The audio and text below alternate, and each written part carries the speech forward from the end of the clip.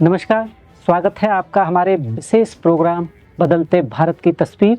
मैं हूं राजेश्वर चौहान और आप देख रहे हैं जेएनएन न्यूज चैनल। दोस्तों, क्या वाकई भारत की तस्वीर बदल रही है? आज़ादी के 75 साल बाद ये जो हम देख रहे हैं, ये बदलते हुए भारत की तस्वीर है कि आज हर शख्स को इंसाफ के लिए धरना प्रदर्शन या विरोध प्रदर्शन करने की जरूरत पड़ रही है। क्या यही तस्वीर है जो हमने सोचा था आज़ादी के बाद ये भारत ऐसा रहेगा? जो मूलभूत सुविधाएं थी वो कहाँ खो गई आम लोगों की? क्यों उसे सड़क पर विरोध प्रदर्शन करना पड़ रहा है? अपने हक के लिए लड़ना पड़ रहा है प्रशासन सरकार से। सरकार के पास तो पूरी व्यवस्था है उसे न्याय देने की, तो क्यों सरकार आखिर उसे न्याय नहीं देती और मजबूर कर देती है कि वो धरना प्रदर्शन करे, रोड पर बैठे? ये संविधान ने उसे सब भरोसा दिया था, सब मान्यताएं दी थी, अधिकार दिए थे, उसमें अधिकार विरोध प्रदर्शन का भी था। पर ये तो लास्ट टारगेट था कि जब सरकार प्रशासन नहीं सुने तब विरोध प्रदर्शन करना चाहिए। पर ऐसी नौबत ही क्यों आती है कि लोगों को विरोध प्रदर्शन करना पड़ता है? आज आप हर शहर गली कूचे जाइए, कोई ना कोई विरोध प्रदर्शन अपने अधिकारों के लिए हो रहा होता है और सरकार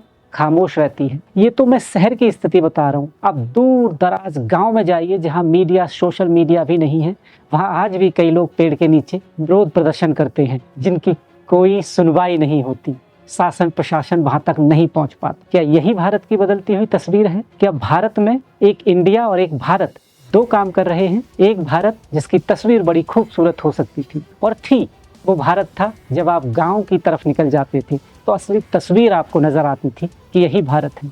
और शहर में अगर हम बात करें इंडिया की, तो हर चीज़ बनावटी, किसी से किसी को कोई साहूकार नहीं है। क्या यही भारत की तस्वीर है? क्या इसीलिए हमारे उन महापुरुषों ने आज़ादी की लड़ाई लड़ी और अपने प्राणों की आहुति दे दी इस तस्वीर देखने को लिए? बिल्कुल नहीं।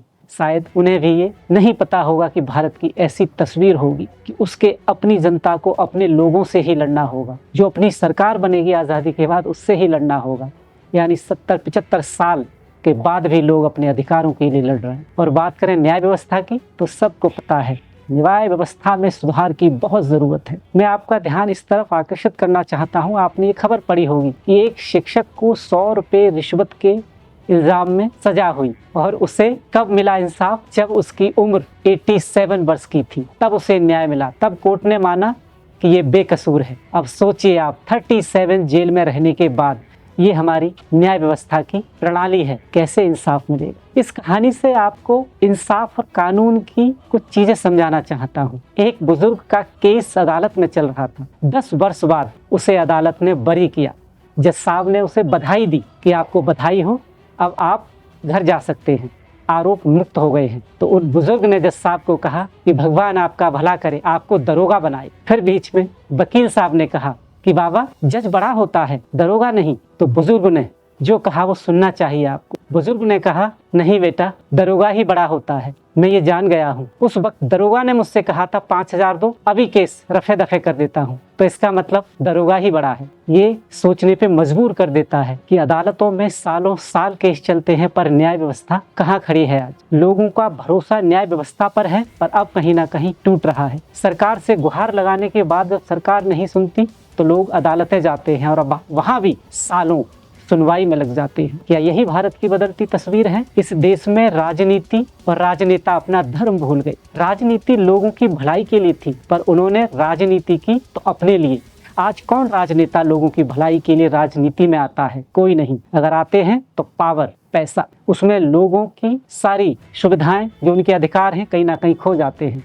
वही राजनेता जो वोट के लिए उसके दरवाजे पर आते हैं, 5 साल दिखाई नहीं देते। लोगों की मजबूरी बन जाती है। क्या कसूर उन लोगों का? और खासकर राजनीति ने जो अपना धर्म बदला, इस देश में जातिवादी, जाति प्रथा फैलाकर आज हर इलेक्शन सिर्फ जातिवादी नाम पर लड़े जाते हैं और इसी देश में जातिवादी हत्याएं होने लगी। बिहार का नया मामला है, आपको पता ही होगा, बताने की जरूरत नहीं है। क्या यही भारत की बदलती तस्वीर है? नहीं, ये भारत की तस्वीर नहीं हो सकती। आज भारत किस दिशा में जा रहा है? हम तरक्की कर रहे हैं साथ साथ, पर संवेदनशीलता कहाँ जा रही है हमारी? हम एक दूसरे को नहीं समझ पा रहे हैं। ये भारत नहीं हो सकता। भारत तो संवेदनशीलता का नाम है। यहाँ तो ऋषि मुनि भी इस तरह व्यवहार करते हैं कि दूसरों को सिर्फ आशीर्वाद ही देते हैं, गुस्सा नहीं। पर अब हम एक दूसरे से लड़ रहे हैं और न्याय व्यवस्था सबको पता है कि कहाँ जा रहा है। राजनीति में बदलाव की जरूरत है, क्योंकि राजनीति किसी भी देश की उसके लोकतंत्र की पहली कड़ी होती है। संसद